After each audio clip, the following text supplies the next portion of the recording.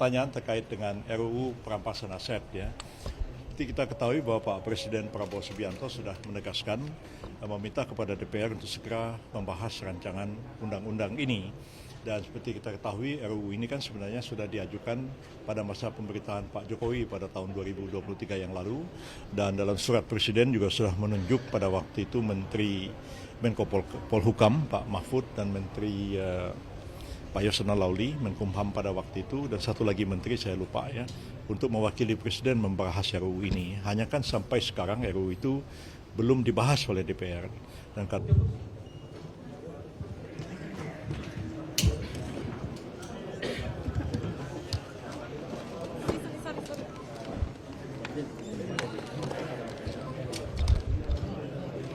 tarik aja kalau ini.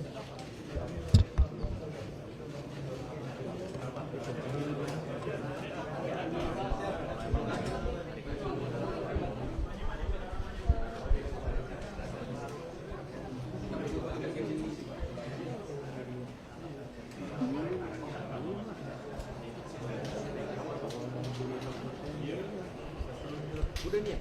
Udah berarti?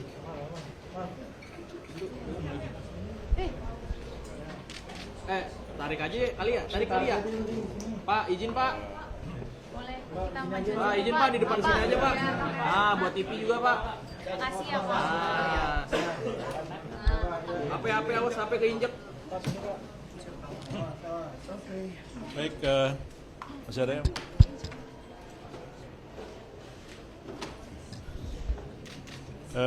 Baik rekan-rekan semua, ini ada pertanyaan mengenai Udah Pak, nggak usah Pak. enggak usah ya? Nggak usah Pak, udah ada mic-nya Pak. Baik begini, ini pertanyaan terkait dengan RUU perampasan aset ya. Seperti kita ketahui bahwa Pak Presiden Prabowo Subianto sudah menegaskan meminta kepada DPR untuk segera membahas rancangan undang-undang ini. Dan seperti kita ketahui RUU ini kan sebenarnya sudah diajukan pada masa pemerintahan Pak Jokowi pada tahun 2023 yang lalu. Dan dalam surat Presiden juga sudah menunjuk pada waktu itu Menteri Menko Polhukam Pak Mahfud dan Menteri Pak Yasona Lawli, Menkumham pada waktu itu, dan satu lagi menteri saya lupa ya, untuk mewakili Presiden membahas RUU ini. Hanya kan sampai sekarang RUU itu belum dibahas oleh DPR. Dan karena itu Pak Prabowo menegaskan juga kepada Pak Ibu Puan Maharani supaya DPR segera mengambil langkah membahas RUU ini. Dalam perkembangan selanjutnya Menteri Hukum sudah melakukan rapat di DPR dalam rangka perubahan prolegnas, dan ini sudah memasukkan RUU perampasan aset ini dalam prolegnas tahun 2025-2026 yang nanti akan segera dibahas pada tahun ini juga. Mudah-mudahan pada tahun yang akan datang ini sudah bisa diselesaikan.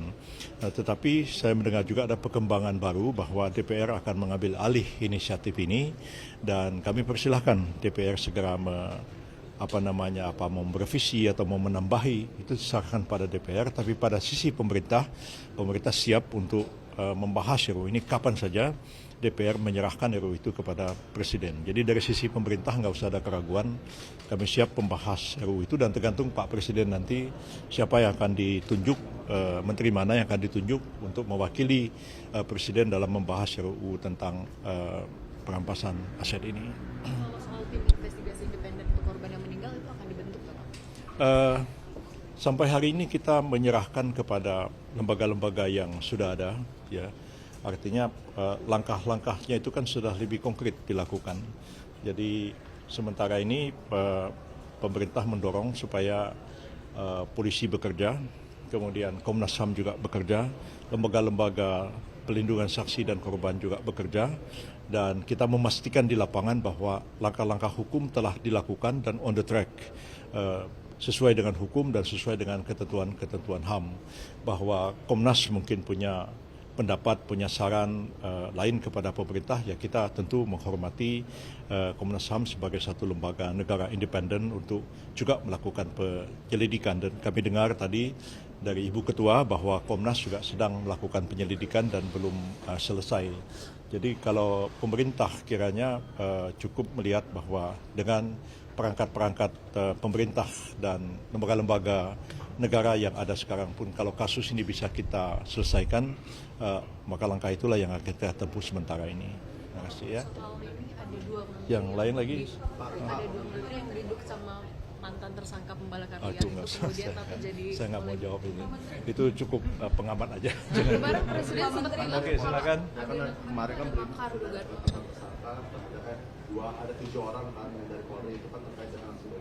Nah dari pemerintah sendiri apa sudah melihat di mapping ada lagi nggak sih aparat-aparat yang melakukan kekerasan terhadap masyarakat dalam demo, karena kan beberapa juga viral kayak di Medan mahasiswa kejang-kejang dan segala macam. Jadi pemerintah sendiri sudah menemukan itu nggak? Ya, pemerintah sebenarnya melakukan hal yang sama ya terhadap 7 ini kan yang betul-betul menimbulkan korban, dan kita tahu almarhum Afan itu meninggal dunia karena kesalahan yang dilakukan oleh aparat kepolisian, dan pemerintah kan sudah mengambil satu langkah mengadili mereka di pengadilan etik, dan seperti tadi saya tegaskan bahwa akan ada langkah lanjutan yaitu menuntut yang bersangkutan itu ke pengadilan umum sebagai satu tindak pidana biasa, tindak pidana mungkin kena kesengajaan mengakibatkannya meninggalnya orang lain dan sebagainya, itu tergantung pada penyidikan yang dilakukan di dalam waktu yang tidak terlalu lama. Dan hal seperti ini mungkin juga terjadi di tempat-tempat lain kan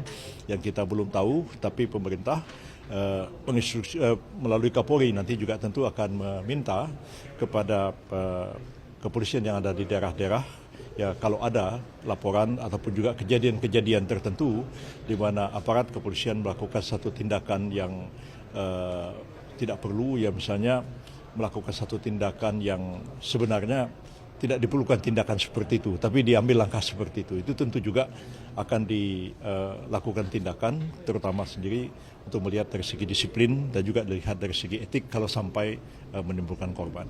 Jadi ini tentu tidak hanya pada 7 orang ini aja, tapi yang lain-lain pun akan dilakukan hal yang sama jika sekiranya itu terjadi di daerah-daerah. Kalau untuk anak-anak yang ditahan itu bahkan kemungkinan bakal RJ ya, tadi kan sudah dibilang sudah tersangka. Ya, anak-anak itu sudah. Melakukan tindak kekerasan pembakaran atau kita tahu kemana pembakaran segala macam. Ya, saya tidak bisa merinci satu demi satu, tetapi terhadap anak-anak itu juga memang dilakukan penyelidikan dan penyidikan.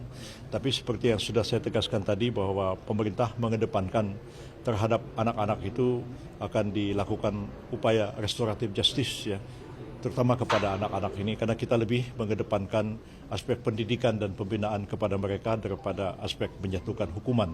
Hal yang sama juga kita lakukan terhadap mahasiswa, hanya kepada mereka yang betul-betul mempunyai niat yang jahat atau mempunyai mens rea untuk melakukan satu kejahatan, itu yang betul-betul akan kita tindak lanjuti sampai nanti dilimpahkan perkaranya ke pengadilan.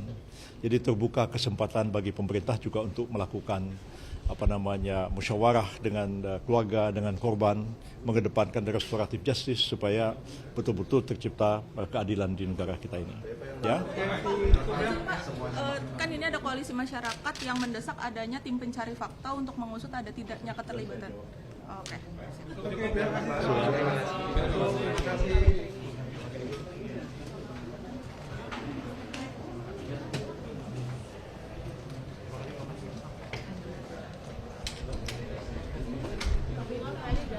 Tapi